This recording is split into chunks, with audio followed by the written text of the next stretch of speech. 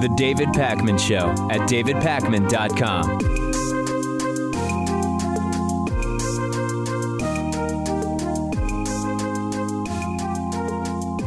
Very disturbing news from Idaho, where an Idaho Senate panel has given preliminary approval to a bill which would allow teachers in public schools, mind you, to use the Bible for so-called reference purposes in classes including astronomy, biology, and geology. And it makes perfect sense, Lewis. I remember when I was in Astronomy 101 at the University of Massachusetts, and we were talking about parsecs and gravity and all these things. And I said, what this class really needs is the biblical view on all of this stuff, because I don't think I'm getting the whole picture.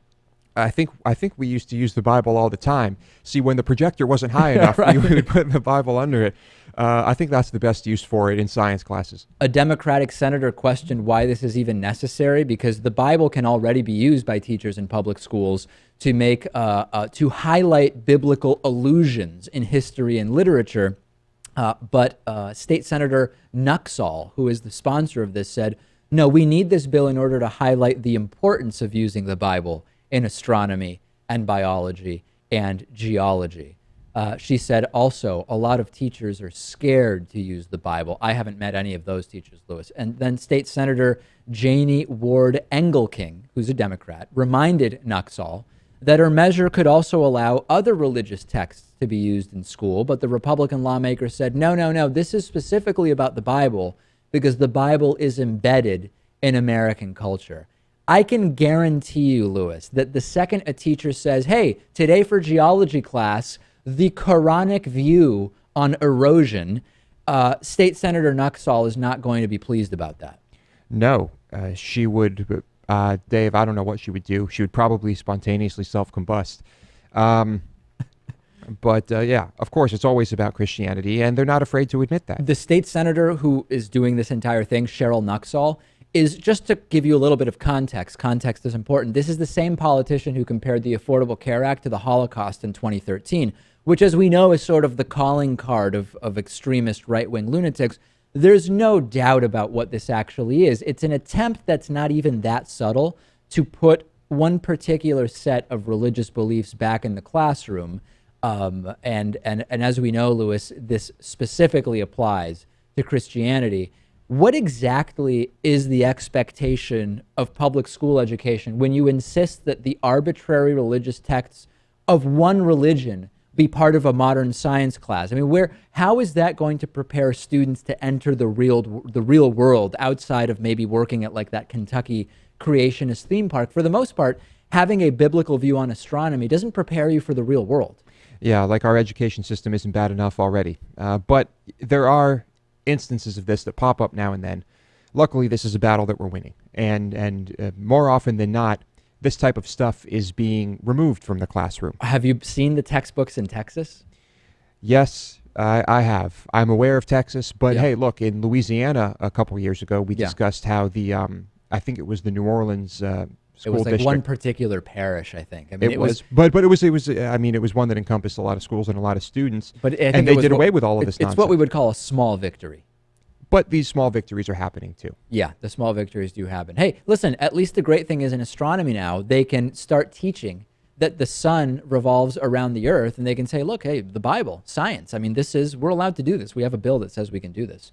And that would be pretty disturbing. Lewis, if you found out that in public school, your kid, which you don't have, but hypothetically you could someday, was being taught astronomy or geology or biology with the Bible, would you all of a sudden be very involved in the Parent-Teacher Association? I would be very involved, or I wouldn't be involved at all, and I would just homeschool that child or move that child to another school. Interesting, because most homeschooling is overwhelmingly done by religious Christian conservatives because they don't want their kids learning the public school material. It would be sort of the opposite scenario all of a sudden. Yes, and wouldn't you do the same thing? Yeah. I mean, I'm not big into homeschooling. We've talked about that before. I think for socialization purposes and for a lot of other reasons. But yeah, I mean, I don't know what I would do if all of a sudden my kid came home and said, here's my astronomy assignment. What does Genesis say about the heavens and the earth? I mean, I would lose it. There's no question about that. On today's bonus show, Fox goes all in on rated R superhero movies. China is building the world's largest radio telescope, and there's a large reward offered for a missing time capsule. Lewis will tell us about his middle school time capsule experience. All of those stories and more coming up after today's show. The David Pakman Show at davidpakman.com.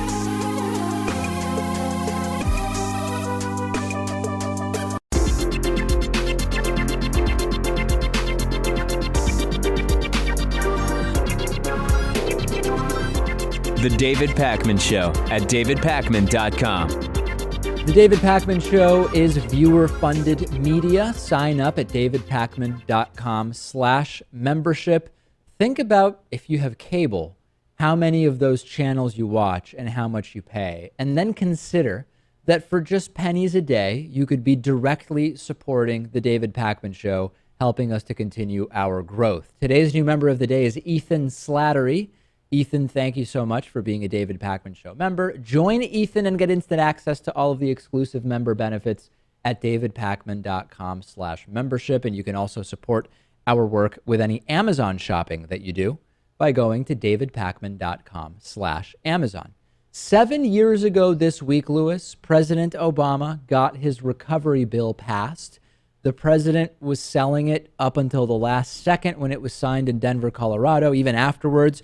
We know that at the micro level, this type of demand-side stimulus actually works, right? We have no evidence supply-side economics works, the idea of cutting taxes on the very rich so that then they reinvest money in the economy. We know that when you cut taxes, you actually create an incentive to save money, not to circulate it in the economy, et cetera, et cetera. Now, with regard to President Obama's Recovery Act, where I come away now, Lewis, 7 years later, is that it just wasn't big enough. I think that specifically 7 years ago, a bigger recovery bill would have actually been more effective. The recovery bill was effective. Republicans still won't admit it. They still want to cut taxes on the rich. They'll want to encourage rich people to just stick money in banks, et cetera. I believe that the recovery bill at the sort of microeconomic level was a good thing. It did good things. And if it was 50% bigger, it would have done even more. I suppose, maybe, but it did its job. And yes, the bailouts, some of those bailouts helped as well. I mean, some people thought that these companies should fail, even some Republicans.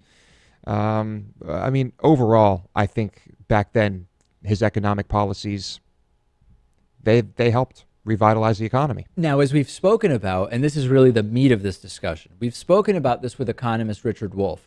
At the micro level, demand-side stimulus, like these recovery bills, are far better for the economy than supply-side economics, trickle-down economics, voodoo economics. But more broadly speaking, we really need to rethink the economy, right? Because whether you're talking about supply side or demand side economics at the sort of micro level, the broad economy allows for such a damaging, devastating level of income and wealth inequality. It allows for so much power to be concentrated among big corporations and the top 1%. So we have to, as progressives, think in a more nuanced way. Yes, demand side stimulus makes way more sense than tax cuts for the rich. Yes, an increase to the minimum wage makes much more sense than whatever it is that the latest right-wing policy economic suggestion is. No doubt about it. But at the macro, neither of those policies, neither of those strategies or outlooks alone are going to fix what is clearly an economic system that, broadly speaking, is not working for way too many people. Yeah. Well, where do you start? I mean, you can Exactly. start with work. You can start with wages. You can go to hours. You can go to working conditions. You can go to, then you can move on to taxes. And it's just so much to fix. Where do you start? By and large, the Obama recovery bill 7 years ago this week, successful. Broadly speaking, these are not the solutions more in an overarching way to our economic problems going forward. 6 years ago this week, I told you this incredible story of a group of evangelical churchgoers who decided to steal children from what was then, and to some extent still is, the devastation in Haiti as a result of the natural disaster that we all knew about and covered, et cetera, et cetera.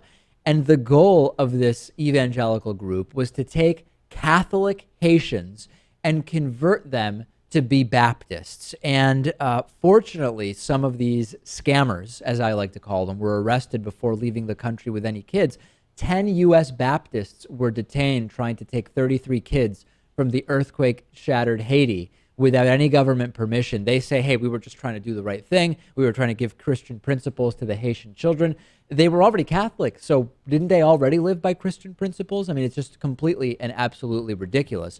And in thinking back about this story now, Lewis, I am just fascinated with scams, and there seems to be no limit. I mean, is nothing sacred? You'll go to an earthquake-ravaged, poor country and take the opportunity in the chaos to steal children merely to proselytize. There seems to be no moral limit to how far people are willing to go, number one, for their extremist religious beliefs, and number two, to scam people. One way or another, I mean, this is a scam of sorts. Well, yeah, you asked if nothing is sacred, and when you get right down to it, in reality, no, nothing is actually sacred. What are your, I know what you're saying, but you know?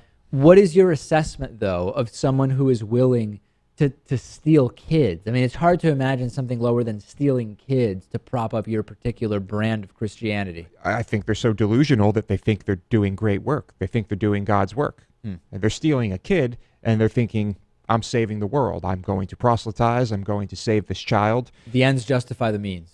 Yeah, I guess so. And God will reward me. That's the goal. What are your favorite scams? I mean, homeopathy for sure is on my list, sort of as like a broader scam.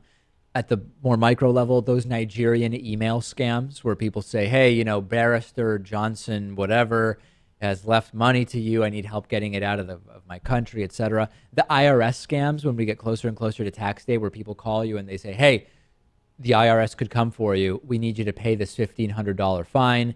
Multi-level marketing, and people get sucked into everything from Cutco to Amway and all those. Those are some of my favorites. I mean, I'm fascinated with scams. Yeah, I think I'm more fascinated in the ones that tend to be more successful. And the multi-level marketing ones, people have great success with those, and they keep convincing people to buy their product and to sell it to other people. And it's you remember my story in Texas, the guy I ran into, some guy who tried to get me to sell for Amway. And he was really actually slick about it. I mean, because like we sort of, if someone comes up to Lewis, right, and they say, hey, don't I know you from somewhere? The obvious instinct is for Lewis to say, oh, this person probably recognizes me from the show. And clearly this dude, Lewis, that saw you in Texas, he used that line, not knowing that you're sort of already open to the idea that people say that to you on a somewhat regular basis. So you let him in sort of to your circle of trust in a way, thinking this guy recognizes me from the show. It was clearly a line he uses with people all the time. Yeah, and at that time, I was aware of multi-level marketing scams. Yeah. But I had never heard of Amway specifically. Oh, you hadn't? So when he mentioned Amway, I was just like, I don't know what you're talking about. So, of course, I looked it up immediately, realizing that it's the same as all those other ones. Right. And I told him that he was running a scam, and he didn't like that too much.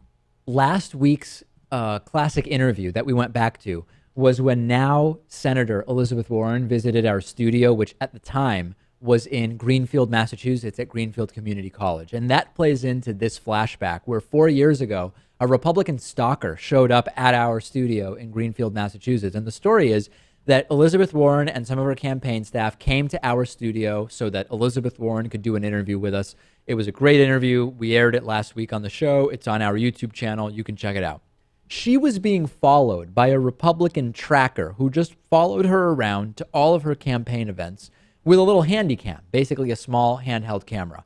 And when the guy showed up, we were sort of advised ahead of time by the Warren campaign that there's this guy following them around, and they were trying to investigate whether we were in a private building or a public building. And it was sort of interesting because in most situations, right, like in the building we're in now, in the building we were in New York City, these are private office buildings, and you wouldn't have any right as a random tracker to come into the building if we were interviewing Elizabeth Warren, for example. Because we were at a community college, a state community college, it actually was a public space. There was no basis on which we could deny this guy entrance into the space, but we were told that we could deny him entrance into our specific office studio space within the Greenfield Community College space. Lewis, you had the most direct interaction with this dude. I mean, tell the story of what it was and how the entire thing happened and how it almost became like a physical altercation you were involved in. Well, I wasn't the one who bumped into him, and then on the street, I believe there was an incident where someone just kind of brushed up against him, and he sort of fell down and said, "I've been assaulted." In dramatic fashion. In very dramatic fashion. This was a pretty big guy, mind you, and someone barely touched him. It was quite a performance. So with me, I said, this guy is clearly uncomfortable. He doesn't like what he's doing, but he's trying to, what he's doing is dishonest. And I thought, let's make him a little more uncomfortable. So I started filming him.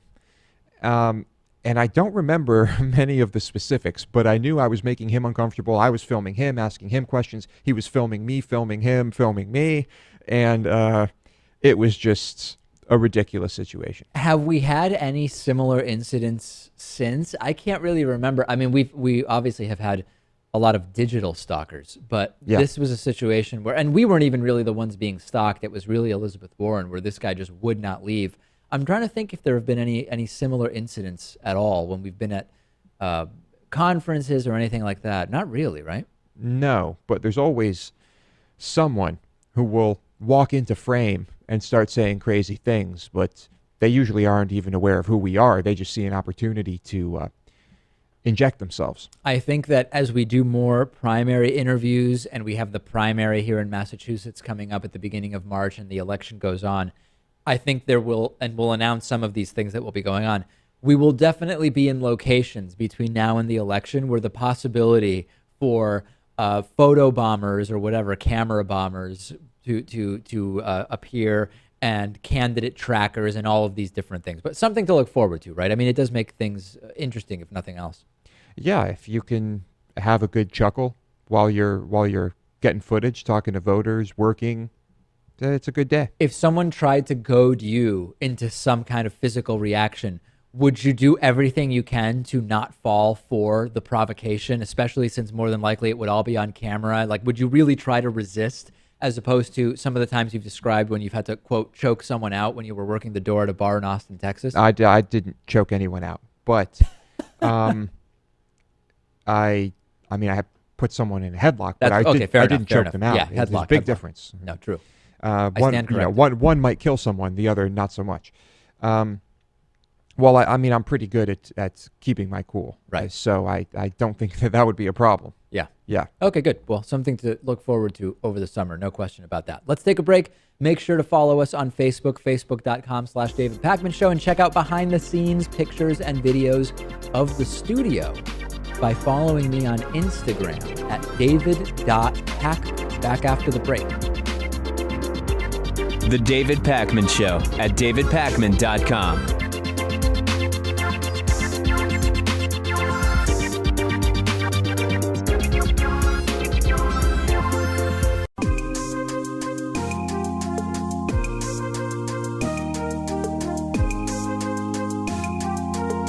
Welcome back to the David Pakman Show. For today's classic interview, we go back to February of 2012 when I interviewed a guy named Peter Feaman. This was just right around the inauguration of President Obama to his second term as president. And Peter Feaman was convinced, in spite of the fact that President Obama's first term didn't lead to him welcoming dangerous Muslims into the U.S. to kill us all, that during his second term that would happen. And Peter Feaman came on and did a lot of fear-mongering. And I think it's important when we look at the xenophobic, nativist elements of current Republican primary campaigns to remember that we can go back and see whether such claims in the past have come to fruition. And when we look at Peter Feaman's interview, just listen and say, did his predictions come true over the last 4 years? And if so, and if not, I guess the real question is, and if not, how should we be thinking about the fear-mongering being done today by Republican candidates? So let's go back to 2012, my interview with Peter Feaman. Peter Feaman is the Florida Republican National Committeeman Elect and author of The Next Nightmare: How Political Correctness Will Destroy America. Peter, great to talk to you. I've read a majority of the book. My sense is, and you correct me if I'm wrong, that your concern is the next nightmare, so to speak, is the negative effect that political correctness leading to not pointing out the threat from what you call Islamic fundamentalism to the U.S. will bring to this country, right? Political correctness connected to Muslim fundamentalism. Expand on that a little. Yeah, David, I think that's basically correct. I think the best example we can point to was what happened at Fort Hood. In my opinion, David, and the opinion of many others, that was a preventable tragedy. The signs were there that we had an Islamic extremist within our own ranks, and because of the political correctness within the military, the warning signs were ignored, and there's a lot of families that are grieving right now out in Texas as a result of it. Yeah, you know, that was a horrible incident. I absolutely agree with you. The thing is, I did a lot of research on that incident in the last couple of days preparing for this interview, and it seems time and time again that that individual had no connection to any kind of organized so-called Islamist groups of any kind. Well, he may not have a connection to it, but he was still a radical Islamist that took the verses of the Quran literally, and people knew that and yet ignored it. And that's so we don't have to worry about whether somebody is connected directly to Al-Qaeda or Hamas or the Muslim Brotherhood, but are they radicalized, whether they're connected or a lone wolf? And if they're radicalized, then we need to recognize it and take steps to stop it, so that we don't end up with more dead Americans. Yeah, it's amazing how there's this trend in the American media, and in your book, The Next Nightmare, you talk about what you consider problems with media reporting on terrorism. I have a lot of problems with media reporting on terrorism, but they're different than yours. My problem is that anytime that there is an incident like this, if the individual is connected to a right-wing or conservative group, immediately the mainstream media jump and consider him a lone wolf, completely disconnected from the political context in which they're acting. Yet when it is a Muslim, there is this assumption, what terrorist groups are they connected to? And only after the fact do we often find out they're not connected to any group. Do you agree with me on that? Why is it that media is so quick to consider the right-wing terrorists lone wolves? I'm not sure I agree with that. I think the initial reaction for all terrorists is that it's a lone wolf. They don't want to, they're afraid to see a conspiracy behind every act of terror. So I can't make that generalization. I mean, let's look at the underwear bomber who just got properly sentenced to life in prison. He definitely was connected to Al-Qaeda training camps and that sort of thing. Originally, though, they said he was a lone wolf. Same with the shoe bomber. I think that they wouldn't even identify him by his Muslim name, but I think he was called Richard Reed, something like that. Right. So I think they call everybody a lone wolf. I don't think it's limited to right-wing terrorists, although I'm not familiar with too many right-wing terrorists that have killed people lately within the last 10 years. Are you? Well, I'm glad. Oh, Peter, I'm glad you bring that up, because here's the thing. According to the FBI database from 1980 to 2005, terrorist attacks on U.S. soil, only 6% were groups associated with radical Islam or Islamic fundamentalism. 6 out of 100%. It's incredible, given that Peter King, congressman from New York, is having hearings exclusively about American Muslims, a community known to be both increasingly secular and very moderate politically. And only 6% over 25 years were Muslims. It's amazing to me how overblown it is. I'm not sure, David, I would accept that premise, because the terrorist act that comes to mind where people were actually killed, I think of the World Trade Center bombing the first time, where they tried and didn't succeed. I think of the USS Cole, where there was an attack on American soil because a ship is considered American soil. The attack on the embassies in Africa, in Nairobi and Nigeria, that's American soil. So I question the FBI statistics, because certainly all of the meaningful and really dangerous terrorist attacks have been pretty much David, exclusively Muslim extremists. No, but see, that's a semantic game where you're just cherry picking a very specific definition to fit what you're looking for. I mean, if we have to look at, we can't do that. I could also just cherry pick. I could create a situation. Well, all terrorist attacks that happened on odd-numbered days of the month, only in countries starting with the letters A through F, hey, they were all Christians. And you would say to me, well, hold on a second. That's a very cherry-picked definition meant to suit my narrative. If we look at the FBI database over 25 years, 6% are Muslims, 94% are not. That speaks volumes to me, but you're saying you just disagree with the FBI.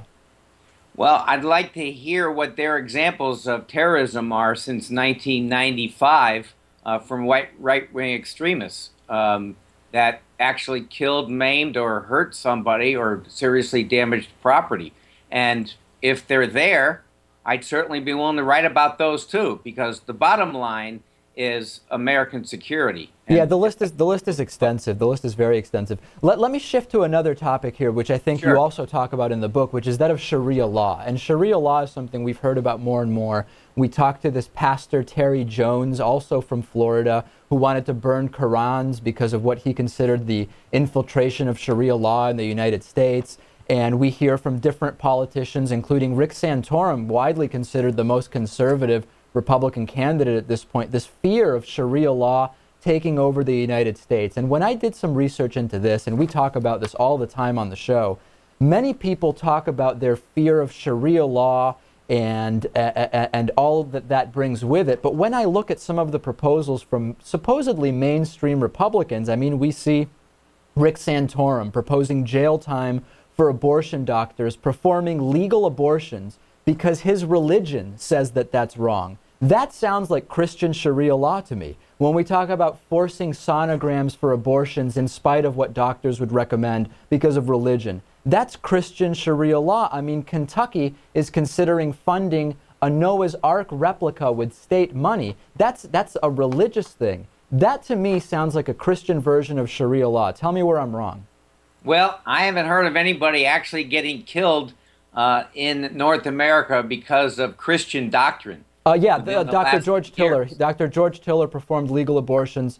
You know what happened to him. But there was an honor killing in Canada, and Dr. by the George way, Tiller. that person was just sentenced in Canada a couple of weeks ago, and that's a real live threat to women, children, and anybody else who become too Western, even here in North America. I don't see that the parallel is appropriately drawn. What about Dr. George Tiller performing legal abortions? He was killed, and it was because of Christian opposition to what he was doing. Do you remember him in Kansas, the abortion doctor? I do. So isn't that an example of what you're saying doesn't exist? No, because what happened to Dr. Tiller was in derogation of Christian scripture. But what happened with the honor killings is in accordance with the Quranic scripture. So that's where I would draw the difference. Semantic games, Peter. That's that's not honest.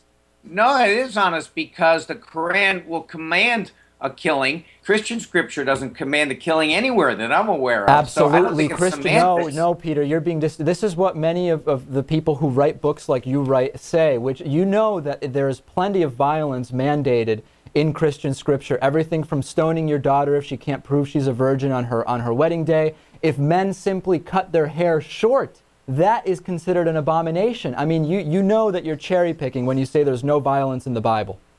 I don't think so, and here's why. That comes from the Old Testament, and Judaism has reformed such that they don't do that anymore. One of the things I call for in my book is for other Muslims to call for the reformation of Shia Islam, so that they can get caught up to the reformations, if you will, in Judaism and Catholicism. Because there's no doubt, sure, back in the Middle Ages and before the Reformation, the Great Reformation in Europe, there were terrible things done in the name of the Catholic Church, in the name of Christianity, but the Reformation took place. And what I call for in my book is a Muslim Reformation, so that they can get caught up just like Judaism and Christianity did.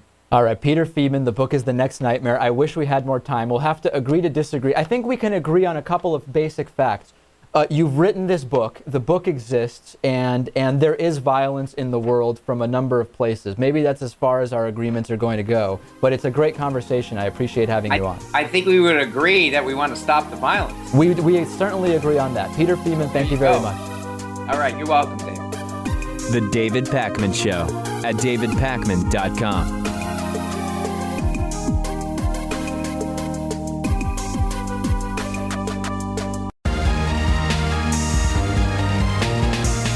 The David Pakman Show at davidpakman.com. It's that time of the week. We will answer 3 audience questions today. Friday at the end of the show, instead of just playing a voicemail, what I like to do is actually answer in a little more detail 3 different questions from the audience. You can, of course, submit these questions by voicemail. The number is 219-2-DAVID-P. Here is a voicemail submission. This is an interesting one. David, I was wondering, what are your thoughts on public nudity? Thank you. Okay, here's the deal. Broadly speaking, Lewis, I don't really have a problem with public nudity, right? I mean, in Europe, you go to the beach. Basically, every beach is a topless beach. I don't know that you could be walking around completely nude, but to be honest, even if that's not formally allowed, I doubt anyone would really even care, because in a lot of this, on a lot of our planet, Lewis, the one planet we currently reside on, nudity is just not really a big deal, right? I mean, if you look at nudity in media in Europe and South America, not really a big deal. You look at all sorts of different groups that are more used to living together in a way where nudity is just more of a day-to-day utilitarian thing. Nudity is just not really a big deal. So as a general thing, I don't really have a problem with public nudity. I don't have a problem with nudity on television. When Janet Jackson's breast came out, or the nipple but not the breast, or the breast but not the nipple, who even remembers what it was at this point? I really didn't think it was a big deal. Now, with regard to specific statutes and laws, I agree with cities and states that have passed laws where if men are allowed to walk around topless, women are allowed to walk around topless. New York City is an example of one of those places. Now, you don't very often see women walking around topless, particularly because a lot of the year it's not that warm in New York City and nobody's walking around without a shirt on. But I think that does make sense. I mean, women's breasts have become very sexualized in Western culture, and that's okay. But I don't think that we should, as a result, be making them taboo and saying, okay, you can see this overweight dude who has gynecomastia, known colloquially as man boobs. That's okay. But this woman with small breasts, she needs to be covered up, even though the things on her chest are smaller than the dude's, merely because she's a woman. That makes no sense to me. I don't know where you are on the topless equality laws. I'm with you on that 100%. Yeah. Exact same point of view. Now, what about situations where nudity is used as a weapon, Lewis? Well, what do you mean? What do you mean by that? Maybe, for example, and I don't really mean as a weapon, but for example, a streaker, as we're taking a look at this picture here. Is the issue here that someone is just running on the baseball field, or is this being escalated by the fact that they are nude? In other words, if you say, all right, this person is trespassing. So what you're kind of saying is using nudity for shock value. Exactly, because oftentimes when you see a streaker, when someone runs onto the field, typically they're trespassing. When someone runs onto a baseball field and they're naked, it's trespassing plus indecent exposure often. In other words, the nudity is being used to shock. I'll be honest, I still don't have a problem with it. We're going to give someone a harsher punishment for trespassing onto a baseball field because they weren't wearing any clothes. I mean, it all seems very stupid to me. Yeah, well, it just all goes back to religious-based laws. And, well, maybe not so much religious-based laws, but religion has kind of told us and sculpted us in such a way that we think it's improper, that nudity is just improper. And we discussed this before. It used to be that you couldn't even show your ankles, Dave. Right. Right? So I have no problem with it, but there is going to come a point when someone is walking around nude that there's a line that eventually will be crossed, right? I mean, maybe in terms of how they're standing, for example, or something like that. Right. And so I think no matter how liberal you are on this matter, interesting, there is a line that can be crossed. So you don't really see yourself caring about this, but all of a sudden, if someone's just standing on the street in some kind of trapeze artist-like position, I think we could all imagine what that might be like. All of a sudden, you might have a problem with what's going on. that might be a little too much. Or if you're sitting on a bench at the bus stop, and the guy all of a sudden, someone's junk is on your shoulder. Right. I mean, there's okay, but Louis, you wouldn't be touching other people who don't want to be touched in public. We already have a system of laws in place. I don't know that it really. Well, I mean, I guess if it is a penis, then it is different. Could or be on a sexual really assault. packed subway car, Yeah. when you don't have room to move around and there is no more personal space, right? Right. Yeah. So how do you deal with those situations? Very legitimate questions. Send me your thoughts on those. But broadly speaking, I don't really think about public nudity. It's not a big deal. Very few people are that interested in being nude in public. And many of those who are interested in doing it are interested in doing it only because of the shock value associated with it. Right. And if you totally destigmatize it, nobody would really care anymore. Next question today is from Kayla. Kayla says, and this is always controversial when we go anywhere near a topic like this. Kayla says, David, should all transgender individuals inform their sexual partners before they have sex of their original or birth sex? All right. Let's see, Louis, if we can speak clearly and have clarity this evening to channel Phil Davison in a way that doesn't lead to huge levels of hate raining down on the show. So, A, let's get this out of the way. Point A, are we talking about moral versus legal consequences? If the question is, should there be legal consequences to if you're a transgender woman who was born male sex, if you don't inform your sexual partner that you were born male but are now female, should there be any kind of legal consequences? Absolutely not. I don't think we're talking about that. Of course not, but we're not talking about that, Okay. because that would never happen anyway. So, let's see if we can explore this. We could come up with a very long list of characteristics which we could say these items, these facts are generally considered important to others who would be in a relationship with us, right? So if we say, okay, And would we put that in this in that category? and would we put this in that category? Well, yeah, I think we should. In other words, the sex of the person that one is with, I would say, generally speaking, is very important. Now, there's a different question, which is if the original birth sex of the person you're with is different from the one that they are at the time that you were with them, is that important? I think we just have to make a sort of social assessment. This is generally important to a lot of people. I think most people I know, if I said to them, if you were with someone who's transgender, if you're on a date with someone who's transgender, would it be important to you to know if, for example, although they are a woman as you see them, they were born a man? Most people would say yes. So I don't think we can say statistically what counts as important. I think right now, based on society, nobody would deny that it would be generally considered important to people to know, to want to know, if the person they're with was born a different sex. Can we agree on that? I can agree. Yes, I agree with that. And the follow-up question is going to be, well, Louis, well, David, would you want that disclosure? Would that be important to you? And that's a difficult question. The answer for me is yes. I mean, I would want to know The answer for me is also yes. I would want the disclosure. There's a very long list of things that I would want to know that would be sort of under this general umbrella. Now, let's compare this with something else, okay? Let's say you don't find overweight women attractive, okay? Should any prospective romantic partner who is thin at the time that you date them disclose that they were once overweight, even if they're currently fit? No, I don't think so. I think for me that wouldn't really make a difference. Is that something to you that falls under the same sort of umbrella? Just to come up with another characteristic or trait for the sake of discussion. No, but I would say that I find that fascinating. When someone who, it goes both ways. When someone goes through a transformation like that. So as a conversation find it topic, it would be interesting. That would be really interesting to me. Okay, but it wouldn't impact sort of your understanding of the person necessarily, although maybe it would. I mean, I don't know.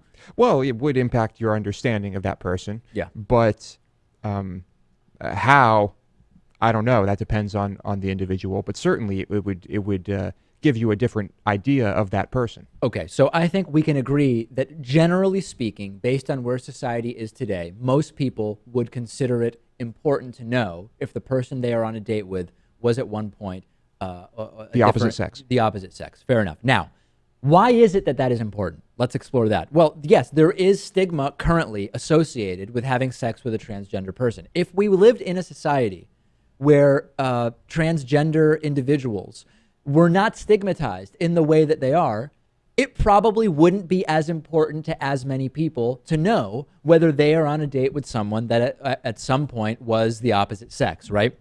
So if there was not that stigma, it would probably be less important. But let's take it an additional step further. In spite of the stigma that exists, and in spite of the fact that most people would say, yeah, I would rather know if I'm on a date with a man and they used to be a woman, right? Generally speaking, people would want to know that. If you never found out, would it impact you in any way, right? I mean, if you really were, if there was not disclosure, but also you just never found out. Maybe it was because it was so early on in the person's life. Who knows? For whatever reason, you never find out. There would all of a sudden be no stigma associated with it. And you also wouldn't really care about the fact that you don't know, because as Donald Rumsfeld once said, you don't know what you don't know. Does that change the dynamic drastically? If you don't know, you don't know. Nothing would change, right? But Nothing so would change. my point is there still this sort of moral obligation in your mind, Lewis, to disclose if it is unlikely that the person you're with would ever find out? Well, I would say yes, because you could say that about any number of disclosures. Okay. If you don't, if that not You were knowing, once in jail for murder. Listen, it was in another country. A person's never going to find out. I'm not a gonna tell them. murderer anymore. It's not going to their- impact their understanding. I'm actually your mother. I'm actually your sister. I mean, there are just, if you don't know, it's not going to, it might not change a thing. But I think disclosure is important no matter what you're talking about. Just be honest. Full disclosure is the best policy, right? All right. Yeah. I mean, I am going to say that the place where it gets tricky is, what is full disclosure? What is on the list of disclosures that should be made, and what is legitimately not on the list of disclosures that should be made? What about if you had a very serious heart issue as a kid and it was resolved, but it's an issue that may recur or something like that? Is that on the list that it should be disclosed at some point? Should it be disclosed, I don't know, before you move in together? I have no idea. My point is, when we get into this idea of, I totally agree, people generally would want to know that. What else is on that list? How do we decide what is on the list of the things that must be disclosed and when? I don't really know. Well, I think we just decide what is on our list. Right. Right? We can't speak for anyone else. And you would want to know. I would want to know. Fair enough. All right. Erica wrote in. Erica said, at what age should sex ed begin? I've thought about this quite a bit, Lewis. We hear it from the right, you got to push it off. I mean, it seems sometimes the religious right wants to push it off until people are in their 30s, right? Yeah. You should not know about sex until it is way, way ahead. But at the same time, they want multiple kids to be had, and you kind of have to start early in order to do that. So it's all within marriage, whatever. Based on what I've researched over the last 5 or 6 years, it does seem that 5 is too early. Obviously, college is too late. Even high school is definitely too late in our sort of contemporary Western society. Georgetown University researchers recommend young adolescents, generally considered between 10 and 14, and that the program for someone who is 10 should be different from the program for someone who is 13, for example. This makes absolutely perfect sense to me. This is not controversial for me. I know that as a question that is being asked here by Erica, maybe she's coming at this from an angle where this is super controversial. I think that it makes sense around 10, 11, that there is some level of sex education that begins. We had sex ed in 6th grade, Lewis, at which point everybody was basically Laughing. well, no, I was going to say 11 at the beginning of the year and 12 towards the end of the year. That was the point at which our elementary school did it. I think that makes sense. If you wait too long, you really start to increase the potential for all sorts of risky behavior and lack of understanding of just basic things that a kid should know about. Yep. And some people don't understand. So people who are aware of everything sex ed related and are aware of everything they need to be aware of don't realize that that there are children that are completely kept in the dark about this stuff. Right. And they reach a point in their lives, they have no idea what's going on.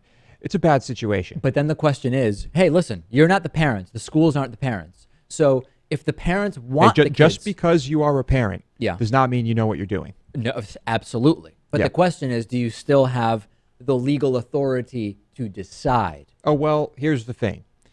If parents want to, I think this is a little bit different from vaccinations. Okay. If parents want to withhold their children from sex ed class, I guess that's okay. But I agree with you, probably 10 or 11. I mean, really what makes sense to me is you want to start this before puberty, right? Right. So that's what makes sense to me.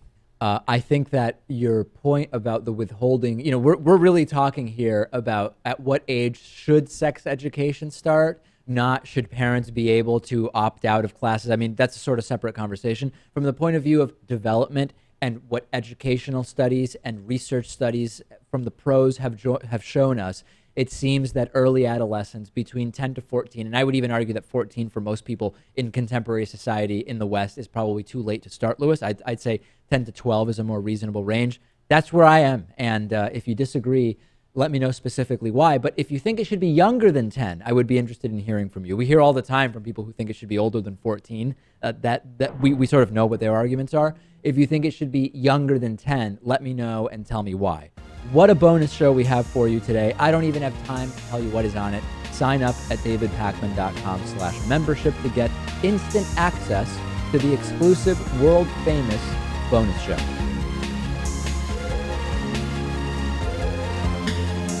The David Pakman Show at davidpakman.com.